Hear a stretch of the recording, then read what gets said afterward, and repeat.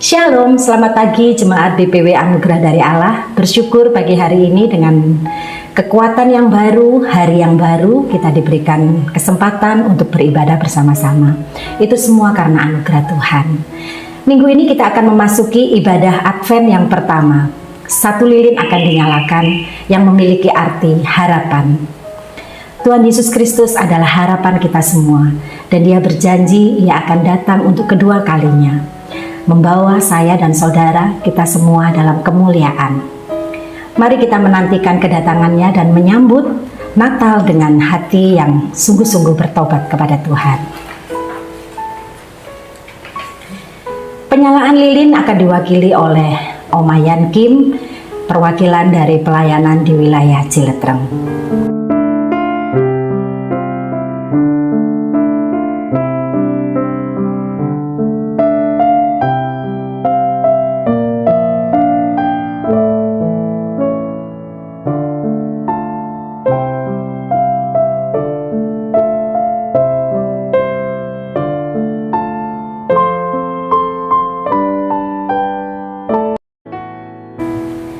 Sidang jemaat yang dikasihi Tuhan, mari kita siapkan hati kita untuk beribadah dan mari mencermati panggilan berbakti yang pagi hari ini diambil dari Mazmur 71 ayat 14 dan 15. Demikian firman Tuhan. Tetapi aku senantiasa mau berharap dan menambah puji-pujian kepadamu. Mulutku akan menceritakan keadilanmu dan keselamatan yang daripadamu sepanjang hari, sebab aku tidak dapat menghitungnya. Yesus Kristus adalah harapan dunia. Ia terang yang mengusir kegelapan. Maka layaklah Dia menerima sembah dan pujian dari kita. Mari kita bersama-sama naikkan pujian, nyanyi dan bersoraklah.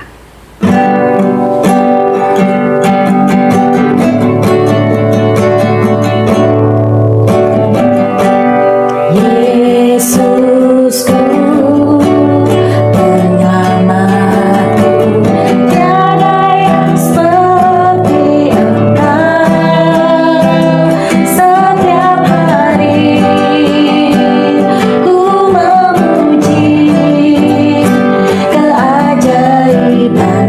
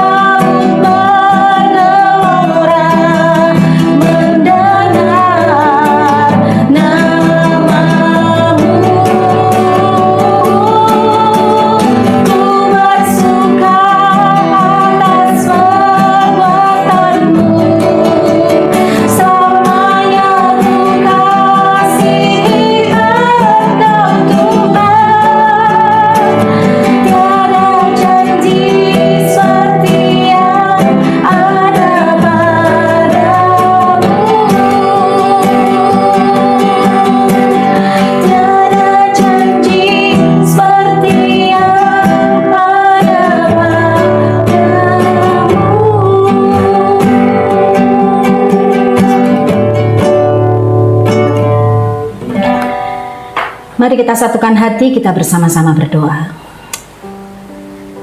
Bapa, kami nyanyi dan bersorak bagi-Mu pada saat ini. Kami mengucap syukur untuk harapan-harapan yang sudah Tuhan berikan dalam hidup kami. Dan kami percaya setiap harapan akan tergenapi. Mengucap syukur untuk pagi hari yang cerah ini Bapa. Kami bersama-sama menikmati penantian kami akan kedatangan-Mu.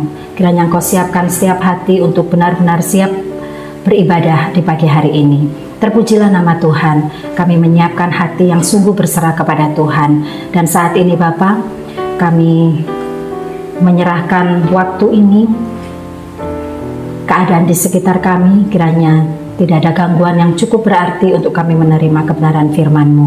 Terima kasih Bapa, kami siap untuk beribadah. Terpujilah nama Tuhan, dalam nama Tuhan Yesus kami mengucap syukur. Haleluya, amin.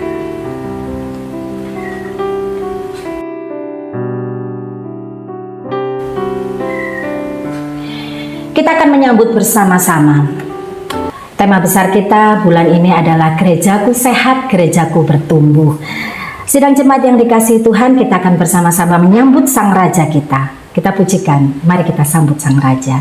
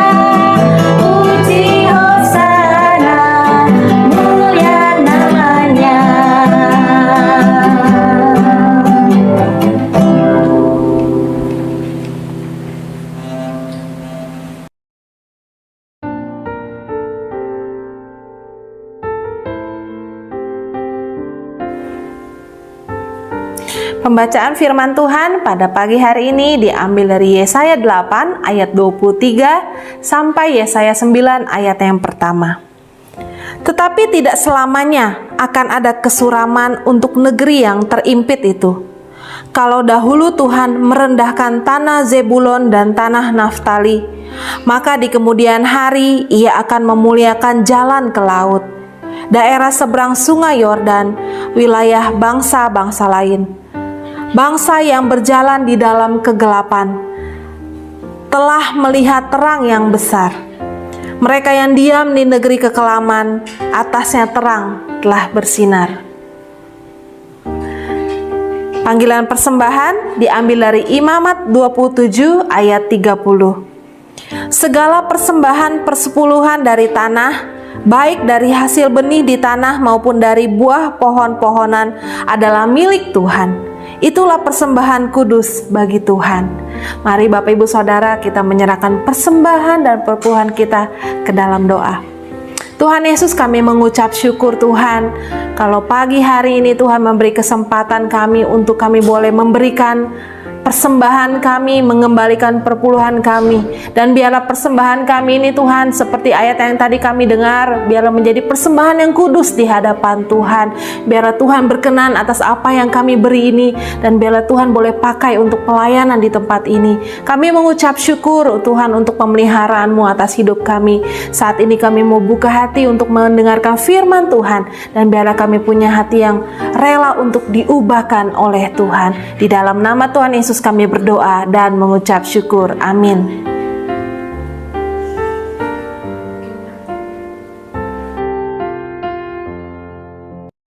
Tiba saatnya kita akan mendengarkan kebenaran firman Tuhan yang pagi hari ini bertemakan kehadirannya membawa pengharapan. Sebentar lagi akan disampaikan oleh Gembala Sidang kita, Pendeta Diki Andreas. Namun sebelumnya mari siapkan hati kita dengan memuji bersama Satu-Satunya Harapan.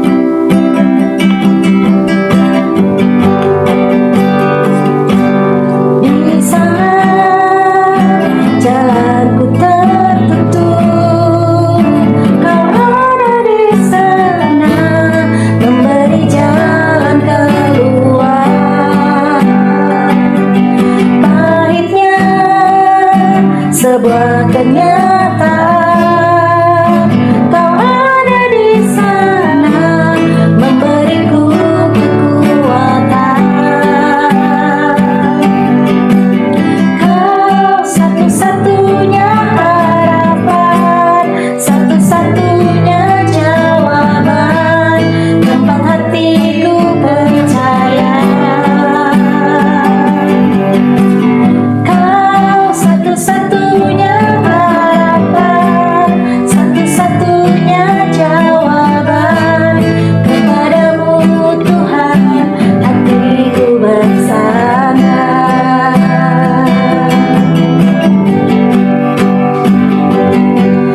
Di saat jalanku tertutup, Kau ada di sana memberi jalan keluar. Pahitnya sebuah kenyataan, Kau ada di sana memberiku kekuatan.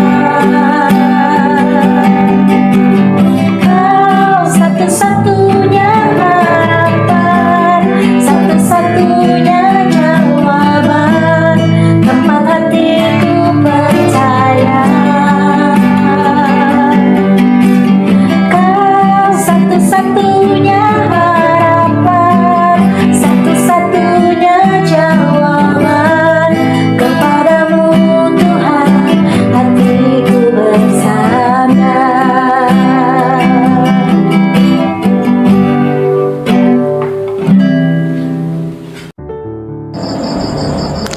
Shalom, selamat pagi Bapak Ibu, Saudara-saudara, serta adik-adik yang dikasihi oleh Tuhan. Kita bersyukur kembali Tuhan mempertemukan kita di dalam ibadah di minggu pertama Advent. Bapak Ibu Saudara yang kasih Tuhan, ketika kita sudah memasuki minggu pertama Advent, itu artinya Natal sebentar lagi. Karena Advent sendiri memiliki arti kedatangan, Adventus.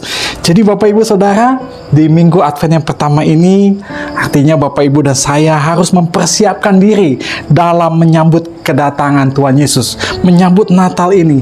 Persiapan apa yang harus kita lakukan? Bagaimana seharusnya kita menyambut Natal dengan benar? Ada 4 minggu Advent yang masing-masing memiliki makna yang penting untuk kita pahami. Dan ketika kita memahaminya, ini akan menolong kita untuk tahu bagaimana menyambut kehadiran Tuhan dengan benar.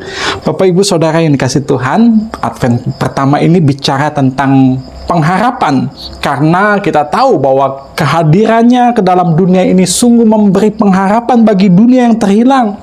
Kelahirannya sungguh memberi pengharapan bagi manusia yang jatuh dalam dosa ini. Pak Pendeta, pengharapan apa yang Yesus hadirkan ketika Ia turun menjadi manusia? Dalam pembacaan kita hari ini, dalam Yesaya pasal 8 ayat 23 sampai dengan pasal 9, kita akan mempelajari pengharapan apa yang Yesus hadirkan. Bapak Ibu Saudara yang dikasih Tuhan, Yesaya pasal 8 ini saya pelajari, yaitu bicara tentang nubuatan yang disampaikan oleh Nabi Yesaya. Nubuat itu sendiri artinya menyatakan lebih dahulu peristiwa yang akan terjadi. Bapak Ibu Saudara yang dikasihi Tuhan, ketika saya belajar latar belakang nubuat Yesaya ini, secara ringkas bisa dipahami seperti ini. Jadi Bapak Ibu Saudara, karena keberdosaan Raja Ahaz, yaitu Raja Yehuda, ini membuat umat Yehuda juga akhirnya berdosa terhadap Tuhan. Akhirnya mereka dihukum oleh Tuhan lewat bangsa Asyur. Namun puji Tuhan, di hari ke depan akan bangkit Hizkia putra Ahaz yang sungguh-sungguh percaya penuh kepada Tuhan, hidup taat kepada Tuhan, sehingga Tuhan melepaskan mereka dari bangsa Asyur. Mereka dibebaskan. Kegembiraan karena terlepas dari hukuman Tuhan ini dipaparkan oleh Yesaya sebagai kegembiraan seperti hasil panen yang melimpah. Sukacita mereka sukacita seperti mendapat jarahan akibat menang perang. Jadi secara politik mereka tidak lagi terancam oleh bangsa Asyur. Secara ekonomi mereka sekarang mengalami kemakmuran kembali. Namun yang luar biasa Bapak Ibu Saudara, nubuat ini bukan hanya bicara bagaimana bangsa Yehuda lepas dari bangsa Asyur, tetapi ada hal yang luar biasa, ada janji yang luar biasa tentang masa depan, yaitu bagaimana Mesias akan hadir dari keturunan Daud. Dan Mesias ini hadir dalam sejarah Israel, bahkan sejarah dunia. Dia hadir bukan membawa pemulihan secara politik atau ekonomi, tetapi lebih daripada itu, Mesias hadir memulihkan manusia dari perhambaan dosa. Perhambaan dosa ini yang digambarkan oleh Yesaya sebagai situasi yang suram, situasi yang terhimpit, situasi yang direndahkan, situasi yang hidup dalam kegelapan, dalam kekelaman. Bapak Ibu Saudara yang dikasihi Tuhan, semua manusia ada di dalam kondisi yang suram. Tidak ada harapan karena dosa. Karena dosa manusia terhimpit. Karena dosa manusia kita hidup dalam kegelapan. Bapak Ibu dan saya hidup dalam kekelaman. Kita diperbudak, kita ditindas oleh kuasa si iblis sehingga kita tidak mampu berkata tidak terhadap dosa. Namun sekarang puji Tuhan, ada harapan di dalam Yesus. Terang yang besar itu telah bersinar. Si penindas kuasanya telah dipatahkan. Sehingga Bapak Ibu Saudara, situasi ini menimbulkan sukacita. Bahkan sukacita yang besar. Dulu ketika kita terbelenggu oleh dosa, ya, hidup tanpa pengharapan, kita berada di bawah bayang-bayang penghukuman Allah. Namun sekarang hidup kita telah dimerdekakan oleh Kristus. Kita hidup sebagai anak-anak Allah. Ada pengharapan di dalam Kristus. Jadi Bapak Ibu Saudara, dari sini kita akan menemukan jawaban. Mengapa kehadirannya membawa pengharapan? Mengapa kehadiran Yesus membawa pengharapan? Ada dua hal yang saya pelajari. Mengapa kehadirannya membawa pengharapan? Di dalam Yesaya pasal 9 ayat 23 dan Yesaya pasal 9 ayat 1 dikatakan, tetapi perhatikan, tidak selamanya akan ada kesuraman untuk negeri yang terhimpit itu.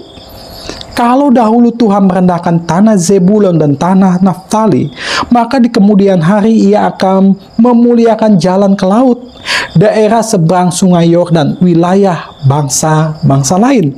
Bangsa yang berjalan dalam kegelapan telah melihat terang yang besar. Mereka yang diam di negeri kekelaman, atasnya terang telah bersinar. Bapak Ibu Saudaraku yang dikasihi Tuhan, keadaan suram, keadaan dalam kegelapan, negeri yang kelam, yang terhimpit itu adalah gambaran kita sebagai manusia. Sebelum Yesus hadir, semua kita ada di dalam kegelapan. Semua kita terikat oleh kuasa dosa. Tetapi puji Tuhan, karena kasih-Nya yang besar, Ia mau turun menjadi manusia. Terang yang besar itu telah bersinar. Bapak Ibu Saudara, sehingga kita yang digambarkan sebagai bangsa yang berjalan dalam kegelapan sekarang telah melihat terang yang besar itu. Mereka yang diam di dalam negeri kekelaman, terang telah bersinar atasnya. Bapak Ibu Saudaraku yang dikasihi Tuhan, Natal memberi pengharapan yang mampu mengubahkan status kita. Perhatikan ini, yang mampu mengubah status kita dari hamba dosa menjadi hamba kebenaran. Jadi saya pelajari bahwa yang pertama, mengapa kehadirannya membawa pengharapan? Karena kehadirannya mampu mengubah status hidup kita. Bapak, Ibu, Saudara yang dikasihi Tuhan. Jadi pagi ini, kalau saat ini kita memasuki Advent pertama ini mengingatkan bahwa ada pengharapan bagi dunia yang terhimpit oleh dosa ini. Ada pengharapan bagi mereka yang saat ini berjalan di dalam kegelapan. Dan ini adalah tugas setiap kita, setiap orang percaya untuk menyampaikan kabar baik bahwa Yesus telah hadir dan Ia sanggup melepaskan manusia, setiap manusia dari perhambaan dosa. Ia sanggup mengubah status hidup kita dari hamba dosa menjadi hamba kebenaran. Oleh sebab itu, marilah kita menyambut Natal bukan hanya untuk diri kita sendiri. Marilah menyambut Natal bukan dengan pesta pora dan lain sebagainya. Tetapi mari kita bersama membagikan pengharapan yang ada di dalam Yesus ini kepada orang-orang sekitar kita yang masih hidup dalam kegelapan, yang masih hidup dalam kekelaman. Kenapa? Karena hanya Yesus yang sanggup. Karena hanya Yesus yang mampu melepaskan setiap manusia dari perhambaan dosa. Bagikan berita pengharapan ini bagi orang-orang sekitar kita. Entah itu saudara kita, entah itu tetangga kita, atau mungkin juga orang tua kita atau anak kita yang kita tahu mereka belum menjadi percaya. Jangan diam. Pakailah momen Natal ini untuk sungguh-sungguh membagikan pengharapan ini kepada mereka. Biarlah kerinduan yang besar ini sungguh-sungguh Bapak, Ibu, dan saya miliki, yaitu membagikan pengharapan di dalam Yesus kepada mereka. Bapak, Ibu, Saudara, mereka butuh Yesus. Mereka butuh pengharapan. Mereka butuh dibebaskan dari perhambaan dosa. Doakan mereka sungguh-sungguh dan sampaikan kabar baik ini. Amin, Bapak, Ibu, Saudara. Dan di dalam Advent pengharapan ini, dalam Yesaya pasal 8 ayat 23, kalimat pertama ini sungguh memberi kita sungguh-sungguh penghiburan. Kenapa? Karena dikatakan tidak selamanya akan ada kesuraman. Ini sungguh memberikan pengharapan bagi kita. Karena dikatakan tidak selamanya akan ada kesuraman. Itu artinya Bapak, Ibu, Saudara, akan ada waktu Tuhan menolong kita. Akan ada waktu Tuhan menolong Bapak, Ibu, Saudara sekalian. Akan ada waktu di mana kesuraman digantikan oleh Tuhan menjadi terang yang besar. Akan ada waktu di mana himpitan di dalam hidup kita diangkat dari hidup kita. Jadi, kalau saat ini ada di antara kita, di antara Bapak, Ibu, Saudara yang saat ini sedang ada dalam masa sulit, situasi yang sepertinya terhimpit, mungkin itu dalam hal keuangan, mungkin itu dalam hal pekerjaan, dalam hal rumah tangga kita. Situasinya sepertinya ada di dalam kegelapan. Pak Pendeta, saya sedang ada seperti dalam kegelapan. Saya nggak tahu harus bagaimana. Pagi hari ini Tuhan berpesan kepada kita. Ayo datanglah kepada Tuhan. Percayalah bahwa tidak selamanya akan ada kesuraman.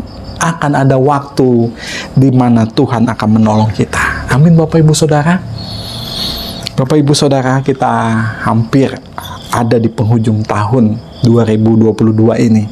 Ada banyak hal di depan kita, hal-hal yang tidak pasti, hal-hal yang mengkhawatirkan. Namun pagi hari ini, saya juga mau mengingatkan kita tidak perlu terlalu khawatir di dalam menjalani hari-hari kita ke depan nanti.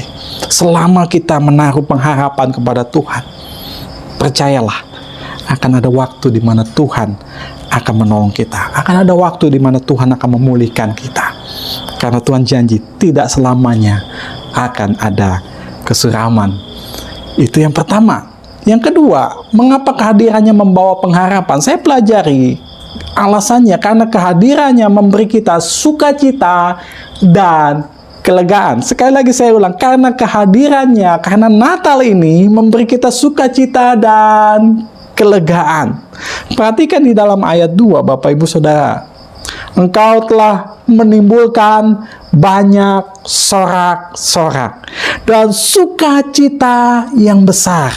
Mereka telah bersukacita di hadapanmu seperti sukacita di waktu panen. Seperti sorak-sorak di waktu membagi-bagi jarahan.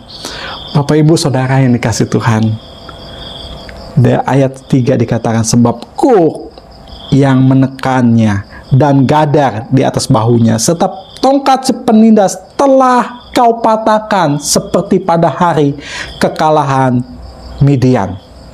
Bapak Ibu Saudara yang kasih Tuhan, dua hal ini, yaitu sukacita dan kelegaan, tidak mampu diberikan oleh dunia.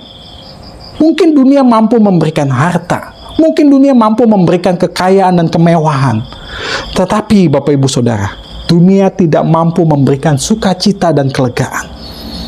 Sehingga tidak heran ada banyak orang secara materi, secara finansial, mereka berkecukupan, bahkan berkelimpahan. Tetapi kita menjumpai fakta bahwa mereka tidak bahagia. Mereka tidak pernah puas dengan hidup mereka. Kenapa? Karena hanya Yesuslah yang mampu memberikan sukacita dan kelegaan. Bapak Ibu Saudara, kita pernah mendengar ada seorang ahli fisika dari Prancis yang berkata, ada ruang kosong dalam diri kita sebagai manusia yang tidak dapat diisi oleh apapun, bahkan oleh seisi dunia sekalipun, sehingga akan selalu terasa kosong sampai ruang itu terisi oleh kehadiran Tuhan. Bapak Ibu Saudara, saya tidak tahu apakah Bapak Ibu tahu tentang hal ini, tetapi Alkitab kita juga menjelaskan bahwa di dalam Alkitab ada seorang perempuan Samaria, ya, yang ada saat itu di sumur Yakub, dan di situ terjadi percakapan antara Tuhan Yesus dan perempuan Samaria ini. Tuhan berkata, kalau engkau minum air dari sumur ini, engkau akan haus kembali.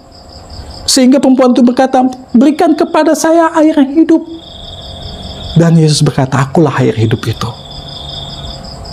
Yesus yang mampu menolong setiap kita untuk merasa puas, merasa lega, merasa sukacita. Hanya Yesus, Bapak Ibu Saudara. Sehingga kalau kita pelajari juga, kalau Bapak Ibu ingat di dalam Matius pasal yang ke-8, Tuhan Yesus sendiri, Matius pasal 11 ayat 28, Tuhan Yesus sendiri pernah mengundang, yaitu apa? Marilah kepadaku semua yang letih, lesu, dan berbeban berat, aku akan memberikan kelegaan kepadamu. Jadi Bapak Ibu Saudara yang dikasih Tuhan, pagi ini kembali di Advent pertama ini, Tuhan mengingatkan setiap kita bahwa hanya Yesus yang mampu memberikan sukacita dan kelegaan. Hanya Yesus, tidak ada yang lain. Dunia tidak bisa memberikan hal ini. Betul, mungkin saat ini kita ada dalam situasi yang sulit. Kita seperti seorang petani yang sebelum memanen mereka harus berjerih lelah, mereka harus mencucurkan keringat. Tetapi mereka tetap lakukan itu karena mereka ingat akan ada waktu di mana mereka akan panen. Kita akan hadapi juga situasi-situasi yang seperti orang-orang ada dalam penjajahan, ya.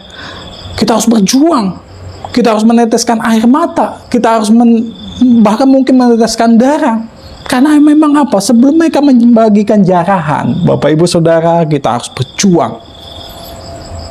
Dan saya percaya ketika Bapak Ibu dan saya ada bersama dengan Yesus, betul mungkin ada pergumulan, mungkin ada pencobaan dalam hidup kita, tetapi percayalah, ketika Bapak Ibu bersama dengan Tuhan, menaruh harapan pada Tuhan, Bapak Ibu dan saya akan mengalami sukacita, Bapak Ibu Saudara akan mengalami kelegaan, karena itulah yang Yesus janjikan. Pagi hari ini di Advent pertama, Bapak Ibu dan saya, kita kembali diingatkan bahwa Yesus hadir membawa pengharapan. Karena apa? Karena Dia berkuasa mengubah status hidup kita dari hamba dosa menjadi hamba kebenaran. Yesus berkuasa memberikan sukacita dan kelegaan dalam hidup kita. Mari Bapak Ibu Saudara, kita bersyukur untuk firman Tuhan yang telah kita dengar.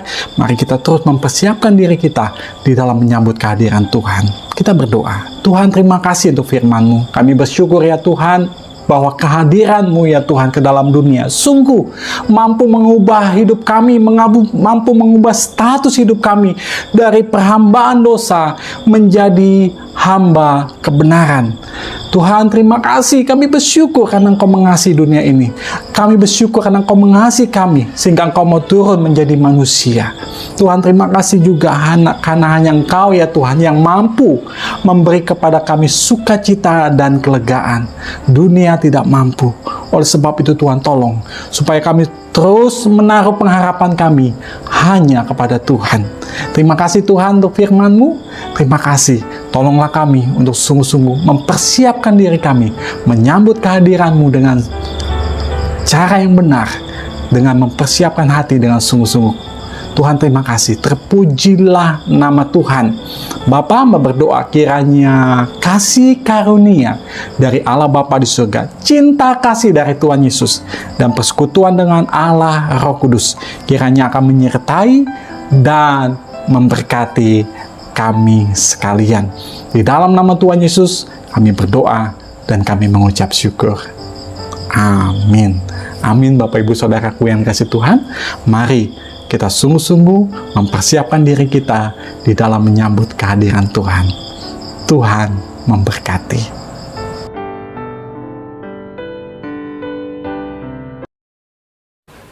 Firman Tuhan telah kita dengarkan bersama-sama. Mari kita meresponinya dengan memuji bersama Immanuel. Kita meyakini dan mengimani bahwa Allah beserta kita. Bapakku datang dan berserah, ku nyatakan Kau yang berkuasa dalam gelap, Kau setia, Kau cahaya hidupku.